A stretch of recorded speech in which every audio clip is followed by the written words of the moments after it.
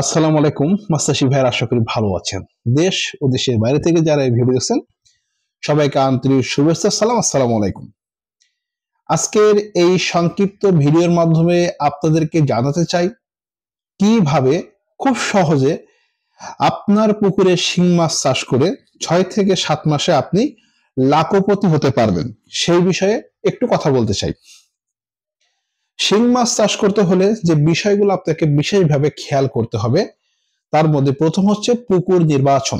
অর্থাৎ যেই পুকুরটি আপনি নির্বাচন করবেন সেই পুকুরে যাতে পর্যাপ্ত পরিমাণ সূর্যের আলো পড়ে, পুকুরের পাড়ে যদি বড় বড় গাছপালা না থাকে এবং পুকুরের পাড়গুলো যদি যথেষ্ট পরিমাণ উঁচু মজবুত হয় সেদিকে খেয়াল রাখতে হবে।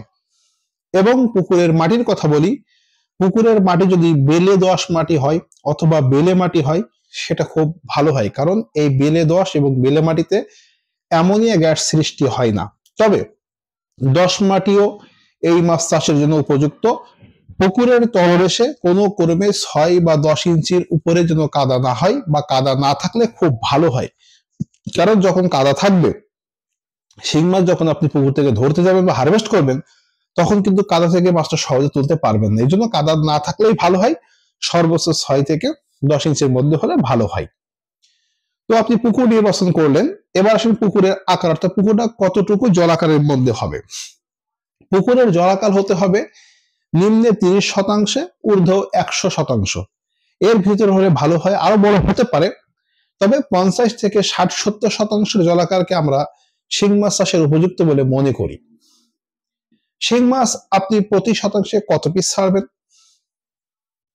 শিং মাছ আপনাকে প্রতি শতাংশে ছাড়তে হবে 1000 থেকে 1200 পিস একক চাষের ক্ষেত্রে। মিশ্র চাষের ক্ষেত্রে 150 থেকে 250টি প্রতি শতাংশে।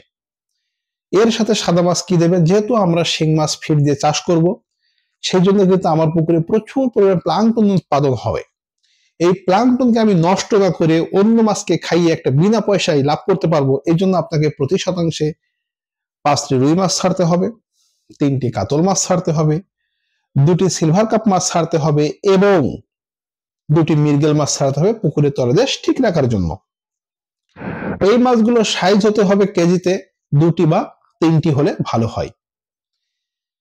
শিং মাছের পুকুরের যখন আপনি শিঙের পোনা মজুত করবেন তখন আপনাকে 1 কেজিতে 1000 থেকে 1200 লাইনের পোনা মজুত করতে হবে এবং মাছের সাইজ হতে হবে 2 থেকে 3 ইঞ্চি মিনিমাম, উপরে হলে ভালো হয়। একটি কথা আপনাদেরকে মনে রাখতে হবে, যেখান থেকে পোনা কিনবেন সেই বিশ্বস্ত প্রতিষ্ঠানের ব্যাকগ্রাউন্ড আপনাকে জানতে হবে। ইনব্রিডিং মুক্ত পোনা তৈরি করে এমন জায়গা থেকে পোনা সংগ্রহ করতে হবে। আর এই প্রতিটি বিষয় বিদ্যুৎ মৎস্য নার্সারি খুব সুন্দরভাবে মেইনটেইন করে পোনা উৎপাদন করে। আরো একটা কথা মনে রাখতে হবে, শিং মাছের কিন্তু মহিলা মাছটা খুব বেশি বড় হয়। মাছের প্রজাতি আছে, এক একটা মাছের এক একটা প্রজাতির ভিতরে শিং মাছের হচ্ছে মহিলা মাছটা বেশি বড় হয়। অর্থাৎ যেখান থেকে মাছ কিনলে যদি আপনি চাকরি করে মাথার মাছ সংগ্রহ করতে পারেন, 2 টাকা বেশি দিয়ে হলে কোনো সমস্যা নেই, আপনি নিশ্চিত লাভ করবেন। কারণ কি জানেন, পোনা এবং পুকুর কখনোই পরিবর্তন করা সম্ভব নয় যতক্ষণ পর্যন্ত ওই হারভেস্ট না তোলা হয়। কিন্তু ফিড পরিবর্তন করা যায়, মেডিসিন পরিবর্তন করা যায়, লেবার পরিবর্তন করা যায়, সবকিছু পরিবর্তন করা যাবে, কিন্তু মাছ এবং পুকুর কিন্তু পরিবর্তন করা সম্ভব নয়। এই জন্য এই দুটো প্রতি আপনাকে বিশেষ নজর রাখতে হবে। শিং মাছের পুকুরে পানি কত ফিট রাখবেন? শিং মাছের পুকুরে নিম্নে 4 ফিট, উপরে 6 ফিট পানি রাখা আদর্শ বা উত্তম। শিং মাছের পুকুরে কখন পোনা ছাড়বেন? মে মাস থেকে শুরু করে আগস্ট মাস পর্যন্ত হচ্ছে সর্বোত্তমকালীন সময় পোনা মজুদের। তবে সারা বছর পুকুরে পোনা মাছ ছাড়া যায়, বিশেষ কোনো সমস্যা হয় না।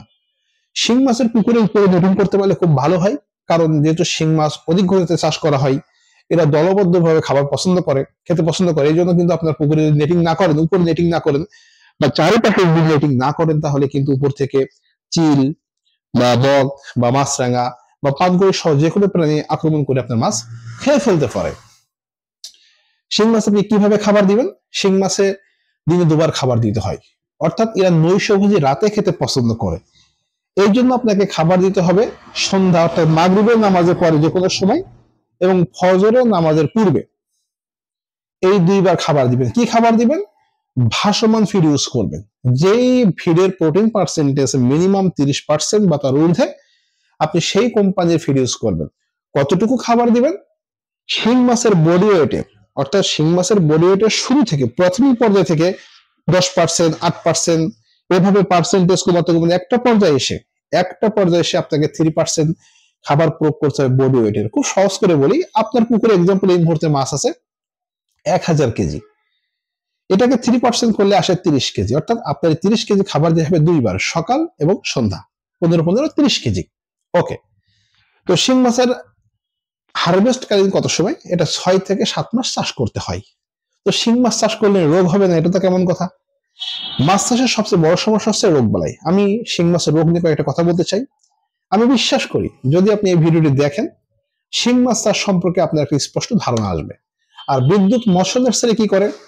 তারা গরুর থেকে রেণু তৈরি করে, রেণু থেকে পোনা তৈরি করে, সেই পোনা সাপ্লাই করে, পোনা চাষ করে, অর্থাৎ আমরা কালচার করি, বাজারজাত করি, অর্থাৎ আমাদের একটা নখ দর্পণে, এই টোটাল কালচারটা আমাদের নখ দর্পণে। তবে শিং মাছের পুকুরে রোগের ক্ষেত্রে বিশেষ একটা পরামর্শ হচ্ছে, যদি সম্ভব হয় তাহলে আপনারা প্রতি মাসে অন্তত একবার পুকুরে পানি চেঞ্জ করলে ভালো হয়। যদি 15 দিন পরে করতে পারেন খুব ভালো হয়, পানিটা চেঞ্জ করা খুবই জরুরি। আসেন শিং মাছের রোগ নিয়ে কথা বলি। বাংলাদেশের ম্যাক্সিমাম 32 প্রজাতি মাছের একটা রোগ হয় ক্ষত রোগ। শিং মাছের মূলত দুটো রোগ হয়, একটা ক্ষত রোগ এবং একটা পেট ফোলা। আরো রোগ হয় কিন্তু দুটোই খুব মারাত্মক আকারে দেখা দেয়। তো ক্ষত রোগ যদি দেখা দেয়, এটা আছে আপনার ক্ষত রোগটা মূলত আইসবিহীন মাছ খুব সহজে ক্ষত ঘা হতে পারে বা অন্যান্য পরজ আক্রমণ করতে পারে। তো সেই ক্ষেত্রে আপনার পুকুরে প্রতি শতাংশে আপনি 200 থেকে 300 গ্রাম চুন দেবেন এবং পরজীবীনাশক সহ জীবাণুনাশক ব্যবহার করবেন। কতটুকু ব্যবহার করবেন? প্রতি 5 ফিট পানির জন্য 5 মিলিগ্রাম হারে, অর্থাৎ 5 মিলিগ্রাম পরজীবীনাশক আইভারমেকটিন 1% বিবি ইউজ করতে পারেন। 5% আপনি জীবাণুনাশক বিকেসি বলা হয় 80% ইউজ করতে পারেন। এবং প্রতি মাসে আপনাকে এই ডোজটা কমপ্লিট করতে হবে মাসিক চর্চা হিসেবে। তাহলে আপনার কিন্তু এই পেট ফোলা বা ক্ষত রোগ হওয়ার সম্ভাবনা নেই। কিন্তু যদি আপনি হয়েই যায়, যদি একটা মাছ আক্রান্ত হয়েই যদি চলে যায়, সেই ক্ষেত্রে আপনি এটা করে প্রথমে চুন দিবেন, তারপর পরজীবীনাশক দিবেন, তারপর জীবাণুনাশক দিবেন। পরিমাণটা আমি আগে বলছি 5 ফুট পানির জন্য 5 মিলিগ্রাম হার প্রয়োগ করতে হবে। এবং এদের খাদ্যের সাথে আপনাকে অ্যান্টিবায়োটিক প্রয়োগ করতে হবে। খাদ্যের সাথে অক্সিসাইট্রাকিলিন বা রেনামাইসিন ভেট, এই ওষুধটা প্রতি 1 কেজি খাদ্যের সাথে 5 গ্রাম লিসি, অর্থাৎ 1 কেজি ফিড নিলেন, 5 গ্রাম রেনামাইসিন ভেট নিলেন, কিছু পরিমাণ সয়াবিন তেল অবলিক চিটাগুড় নিলেন, ওটা খাবারের সাথে সুন্দর করে মিশায় হালকা রোদে শুকিয়ে ওটাকে প্রয়োগ করতে সকাল বিকাল 2 বার। এভাবে 3 দিন খাওয়ালে ইনশাল্লাহ মাছটা সুস্থ হয়ে যাবে। এবং প্রতি মাসে আপনাকে অবশ্যই প্রোবায়োটিক ডোজ করতে হবে। আমি আমার এই ভিডিও থেকে সংক্ষিপ্ত আকারে মূল বিষয়গুলো সংক্ষিপ্ত আকারে বলেছি, যাতে আপনারা বুঝতে পারেন। আপনারা একবার বুঝতে পারলে ভিডিওটা টেনে দেখবেন, ইনশাল্লাহ আমি আশা করি আপনারা বেশি এক্সপার্ট হবেন।